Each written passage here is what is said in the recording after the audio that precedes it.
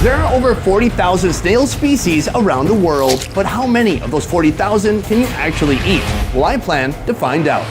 Today, I'm on a mission to eat every snail in Asia. Ooh, they are big. And by the end of this video, I'll be taking on the most expensive snail that money can buy. What a strange looking creature.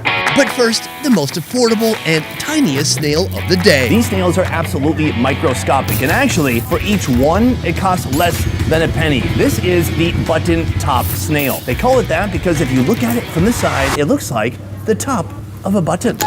Every summer, button-top snails flood the coast of central Vietnam and local dining tables. Stir-frying them with lemongrass, chilies, ginger, fish sauce, and sugar brings out their best. Now, in order to eat this, you need tools. Right here, we have the thorn of a plant, and we're using that to extract the tiny morsel of meat that is inside each snail. This is no easy task. I'm putting in the thorn. I believe I've got some protein. I'm pulling out. That right there is our first snail. It is a whisper of flavor.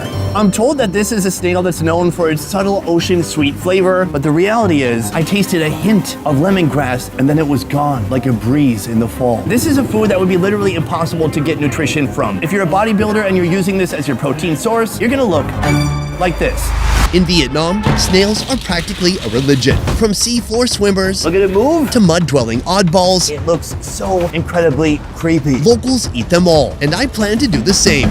Next on the list is a snail named after a tree. This is the coconut snail. These guys grow up near coconut palms, which is how they got their name. You can find these coconut snails in mangrove swamps or brackish waters, especially in southern Vietnam, like in the Mekong Delta. The shell is almost charcoal in color. On the other side, it's kind of an orangey brown, and you can see some of these snails actually still moving because they're alive.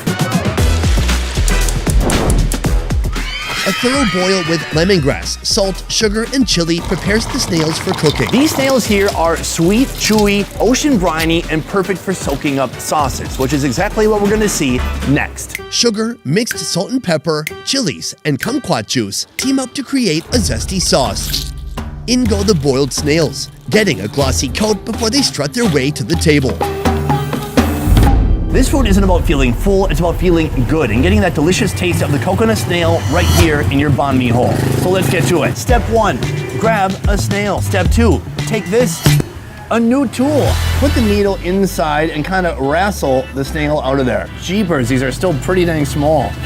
Oh, we got it. It is dark, it is black. This is the hard part of the snail that kind of closes the door of the shell. We want to get rid of that, that's really hard.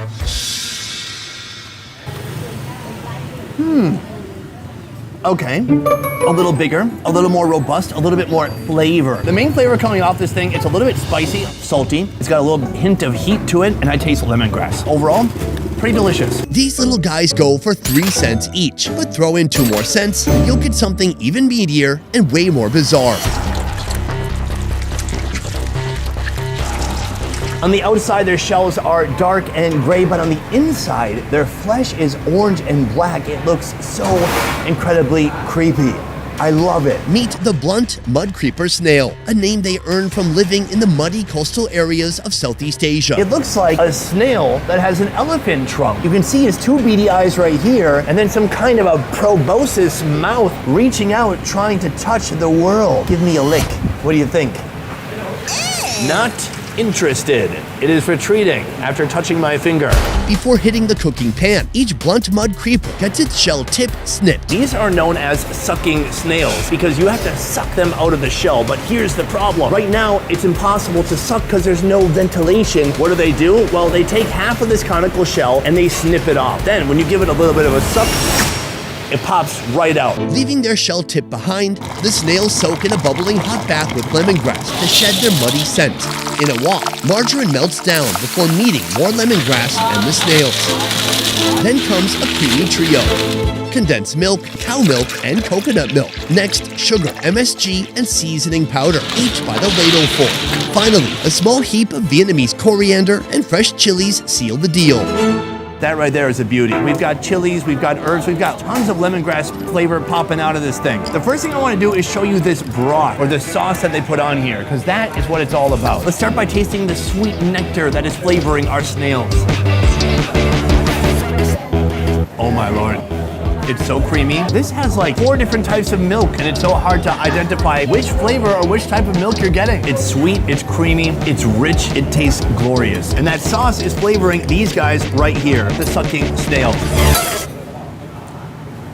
Oh, that's good. The snail itself is very unique because you won't find any other snail like this in Vietnam with this shape. When you suck it into your mouth, you can feel it's a long, really soft body, absolutely coated in that cream. I would say it's like the first time you smoke a cigarette. You don't want to directly inhale into your lungs like, it's more of a, like that. Is this helping? Is this, maybe I'm going a little too overboard with the instructions. Nice. The further I wade into snail territory, the weirder things get. And luring them out of their shells takes a combination of brains and brawn. It's so strong. But first, a snail dish with a porky twist. Right here, the next gastropod on our list. This is the apple snail. Finally, we're getting into something much more substantial. Trust me, when you put this in your mouth, you're gonna know there's something there.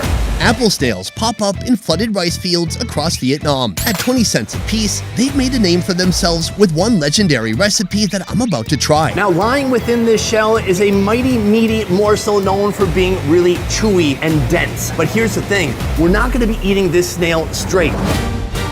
First, the meat must come out of the shell. Don't worry, we'll put it back in later. Our chef pops off each snail's tough little heel, blanches the snail meat, and tosses it into a food processor.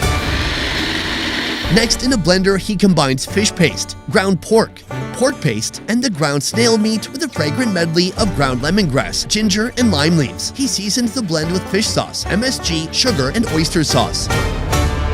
While the blender works, he trims the tips of the apple snail shells. Lining each shell with a stalk of lemongrass, he stuffs them with that blended mixture. Finally, a 20-minute steam finishes the job.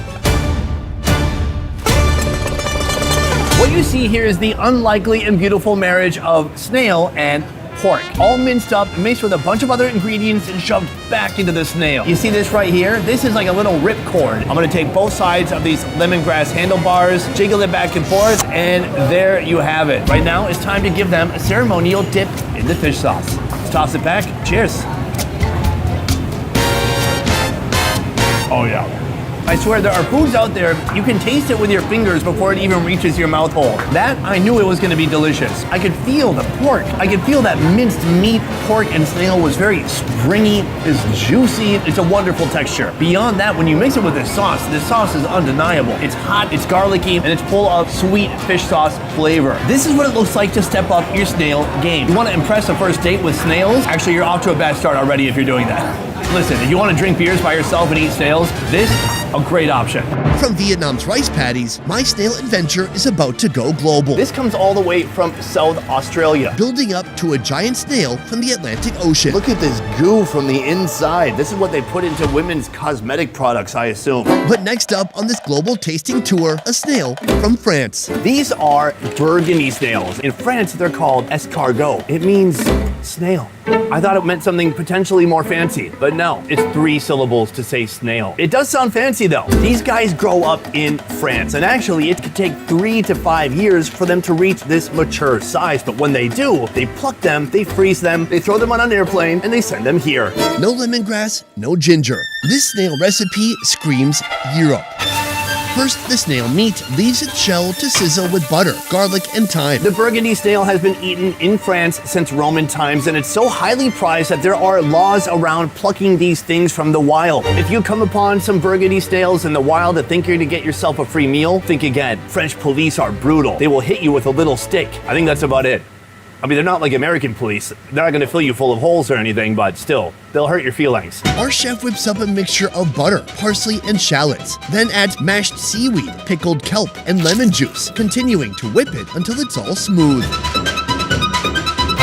He pipes the mixture into each snail, then he returns the snail meat to its home, seals it in there with more of that creamy blend, and sends them off to the oven.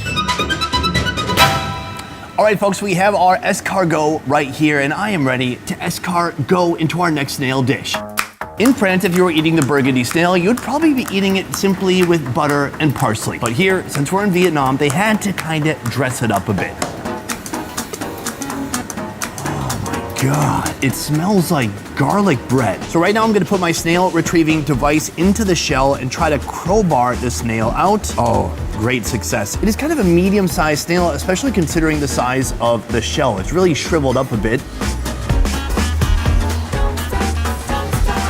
It's so wildly delicious, I can't believe it. One of the hallmarks of snails in Vietnam is that they can be a bit tough and chewy, which local folks like. But this right here is something different. I don't know if it's about the snail species or about the preparation, but these snails, every time I have them, they are so soft and tender. And the flavors, it tastes like pizza. This is a bizarre experience I'm having right now. When I say it tastes like pizza, I mean it tastes like the herbs and spices you would find in a marinara, even though the ingredients are pretty different. Yes, we have garlic, and yes, we have parsley, but there's also seaweed giving it this unique umami flavor. All those flavors combined, for me, marinara, pizza. These guys are coming in at 60 cents per snail, so not the cheapest snail, but probably a little bit more expensive because it flew here all the way from France. Was the trip worth it? To me, absolutely. Next, we're taking a big step up in both price and size. Our next specimen on our long list of snails, the Japanese bonnet snail. These snails are found in shallow, sandy waters all the way from Japan to here in Vietnam. You can see the snail has a thick, round, helmet-shaped shell, which is where it gets its name from, the bonnet snail. Ooh, and right now it's taking a peek. Hey guys. Ugh, what's that part? Is that your tongue? Are you licking me? Am I making you lick me? Put it away. Shove it back in there. Clean it up. We have a young audience. After a fragrant lemongrass and ginger boil, our chef pulls out the snail meat, drains the shells, and puts the meat back in place. Folks in Vietnam call these garlic snails, believing their meat carries a natural garlicky aroma, and they double down on that by stir-frying them with real garlic. A punchy blend of fish sauce, sugar, chilies, and lime juice join in. Finally, crispy pork rinds join the party, adding a crunchy finishing touch. All right, folks, right here we have our final product, the bonnet snail, all fried up. Here's what I love. The shell is literally flavored. You can lick it and have an acid trip, like licking a frog. Not really, you'll just get a little bit of a taste of garlic. This has a pretty big body, and you may not be surprised to know that each of these guys cost $2. It smells like garlic, and it smells like the pork rinds that they've also paired with it. I'm gonna pair these two together. That is good, but that is a big, meaty mouthful. Today we started with a tiny morsel of a snail. Now we're getting into the big boy meat. What? Is this 2 for 1? I found twins. Okay, I think the chef was a little bit careless here. I'm pretty sure he put 2 snails in one shell. It's greasy, it tastes of toasted garlic, it's a little bit sugary, it's salty, it's delicious. It's a wonderful combination. And that's 10 out of 10. From the tiny button tops to the giant 7-pound specimen waiting for me at the end of this journey, snails are usually recognized by their spiral shells, but our next 2 candidates break that rule. Introducing the snail you never knew was a snail. Right now I'm gonna reach my hand inside this tank of live seafood and attempt to retrieve it. There's fish, there's halibut, there's other shellfish. Come on, buddy. Now, these guys are notoriously difficult to get off of anything. Really, what you need is a crowbar or a spatula. Come on. Oh, there we go. Let's just take a ride to the top and bloop. Just like that. Jade tiger abalone. Now this thing is a beauty. It has no spiral shell, it has no slime trail, but according to science, this is classified as a snail. Oh, look at it move. It's trying to escape, but it's stuck in its shell. Where can you go, buddy? Where can you go? The jade tiger abalone is a product of the South Australian Sea, yet the recipe here reminds me of something I've tried in Japan. The abalone, when you take it out of the shell, it has a big gland. That's its digestive stuff, including its excrement. It's all in there. And here, they're using it as a flavoring agent. Recently, they did something similar when we were traveling in Japan. They used butter and sake and the abalone poop and made a delicious brown sauce. When you look at that color, does it give you feelings? Not good feeling. Here, the sauce has a soft, creamy tone that looks much more promising, though the way it tastes is still in question. But before it gets that intriguing dressing, the meat is sous vide for 4 hours with chicken stock and lemongrass. Next, it hits the grill, fueled by strong, for a smoky kiss. Then it's sliced and tucked back into its shell. In comes a creamy mix of abalone liver, butter, cream, garlic, onion, and chicken stock. Finally, a small bundle of kumquat zest seals the deal. Can we please talk about this ceramic plate that looks like a pillow? This is astounding. Whoever made the Michelangelo, this is even more impressive. Abalone feels tender to the touch already. I'm gonna pick it up and toss it back.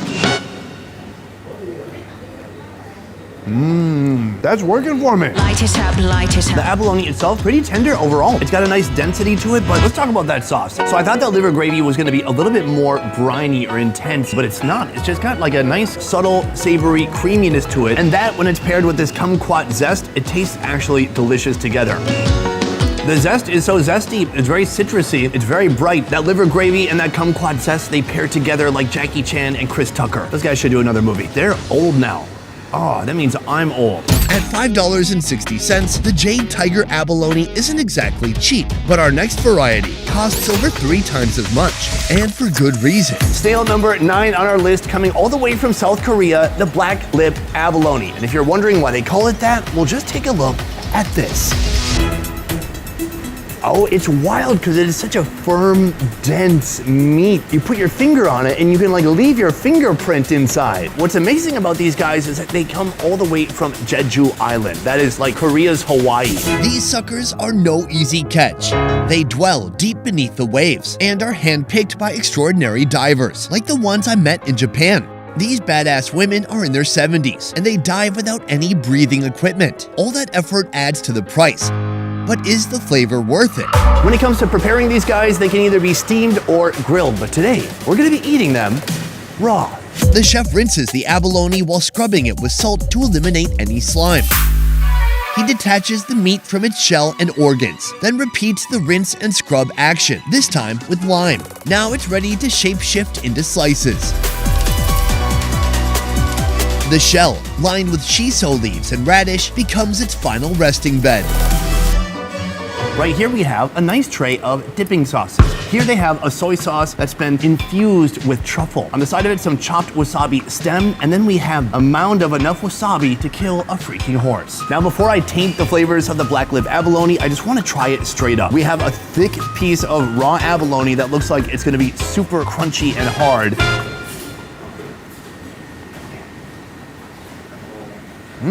That's nice. The abalone itself has such a nice natural sweetness coming from it. You know, sometimes you eat these seafoods raw and you're like, oh, it tastes like wet air. Not this. This has plenty of flavor. It's subtle, but it's sweet. But what happens when you take that subtle sweetness and you pair it with soy sauce infused with truffle?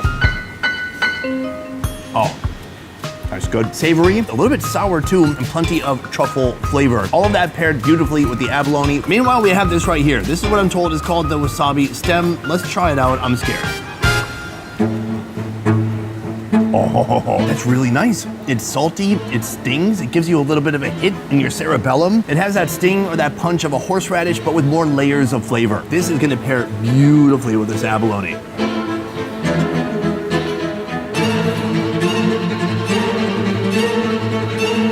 That wasabi hit brought me to the edge of my consciousness like doing too many balloons, and I'm not talking about helium. Our last 3 snails are 2-for-1 treats, dinner on the inside and desk decor on the outside. But will their flavor be as striking as their shells? Time to find out, starting with the thorn conch.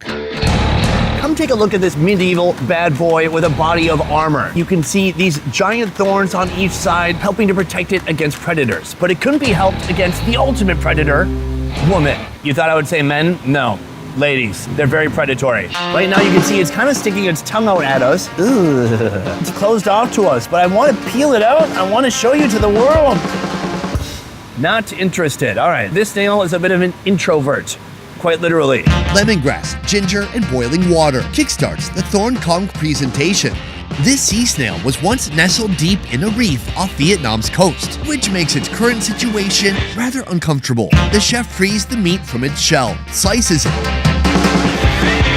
and tosses it into a mixing bowl with green mango, shallots, carrots, chilies, and Vietnamese coriander. A vibrant dressing of fish sauce, sugar, lime juice, and garlic brings it all together.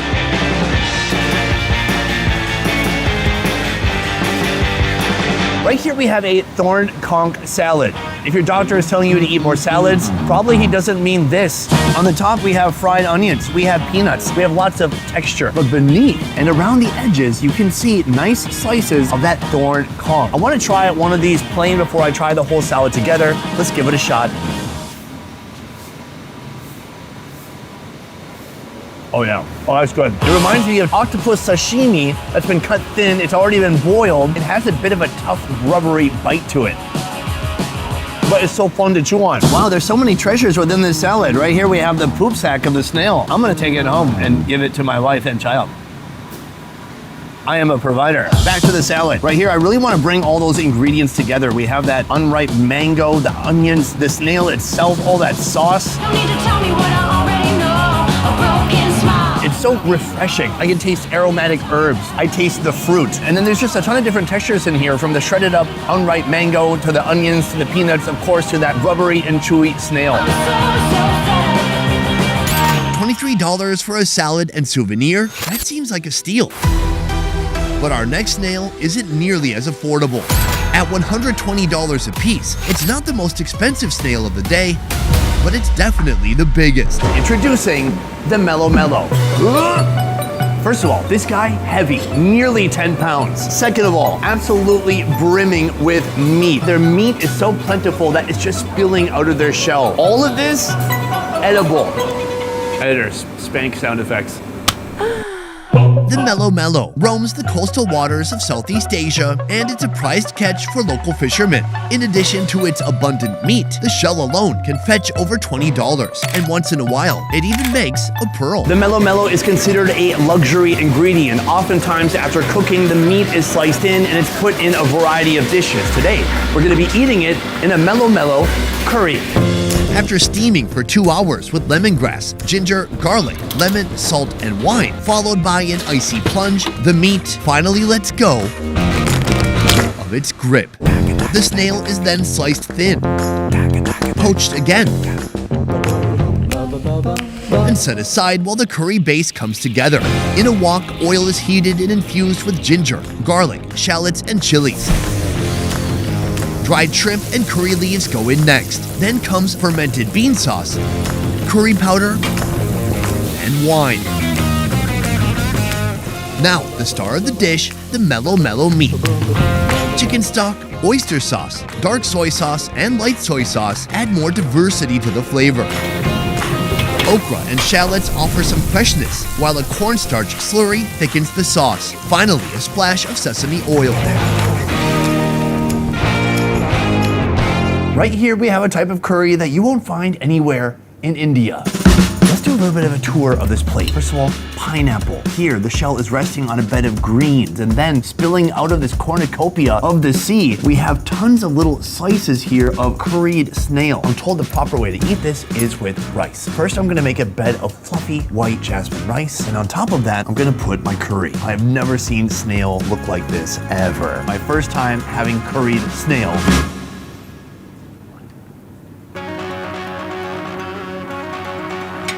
How do you do that? It's so good. First of all, it just has a load of spices. There's so much flavor. It's so powerful, but the texture is the most impressive part. I have had Mellow Mellow before, and it was really chewy, like really rubbery. But here, he's actually steamed the snail for hours until it's become so soft. It's almost like chewing on an abalone.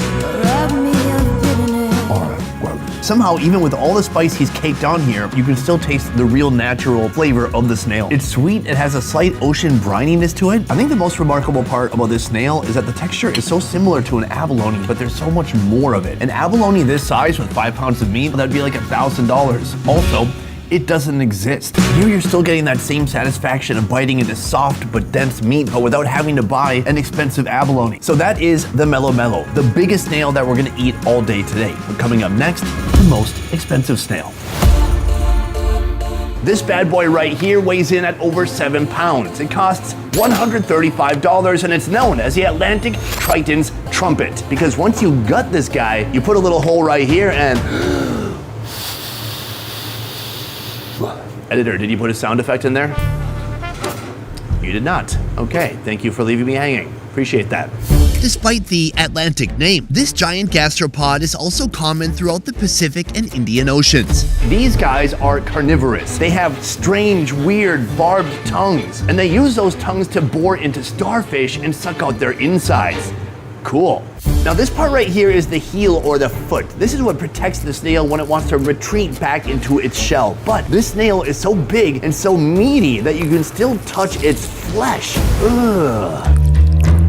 It feels so slimy and gooey. The snail is so big, perhaps I can actually pull it out. Oh my God. It's working a little bit.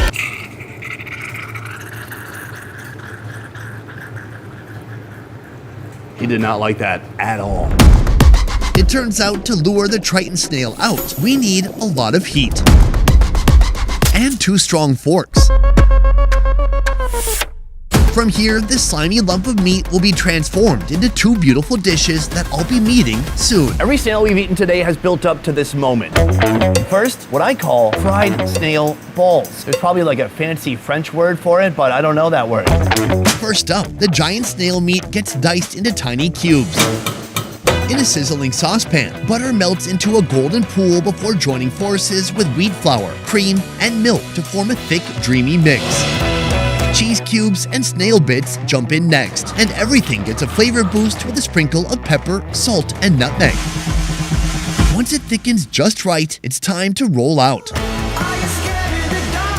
The chef shapes the mix into bite-sized balls, coats them with flour, dunks them in egg, rolls them in breadcrumbs, and sends them for a golden deep fry. I'm gonna start by holding on to this ball. That's a nice ball. My favorite shape for food and not food. Ooh, this is full of cheese and tons of other ingredients, including diced pieces of snail. I'm gonna put the ball back together and put it in my mouth hole. I got nothing to say. It's crunchy, it's cheesy, it tastes very rich. As far as flavor, I'm not getting a bunch of snail flavor. It's more about the snail texture. It's hard, it's kind of rubbery, and it's a unique texture in contrast to this fried food that you're eating. You're getting something crunchy and gooey, and then on the inside, you just got these little bits like eating a rubber tire in a fancy way, like in a 5-star restaurant kind of way.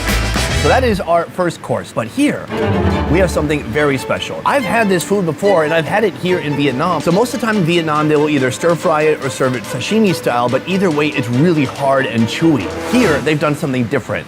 First, I gotta hit the beat. slice the snail thin.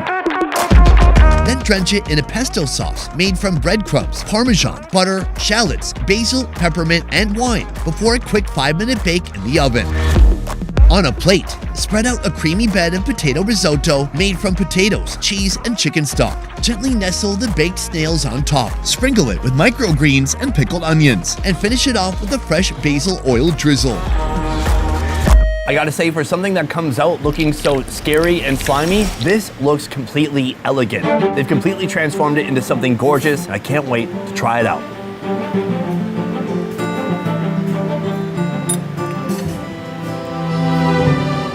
They've done it. They have completely transformed the texture from anything we've tried today. Usually a snail like this, it would just be so rubbery and hard. This is something different. It is still a little bit on the chewy side, but it's much softer. I gotta say, I don't think I've ever had a texture like this before. How do you describe that? Here's something that'll be relatable. It's something between squid and lungs. Is that helping? No? Okay, my bad. As far as the taste go, it's punchy, it's aromatic. You can taste the pesto, you can taste garlic, you can taste shallots. I think this is one of those dishes that would really surprise people. When you see something like this, you can't imagine it being transformed into something so high-end, so premium, and so beautiful looking. From beast to beauty.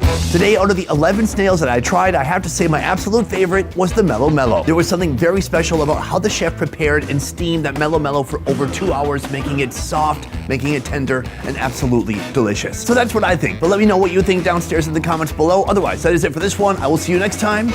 Peace.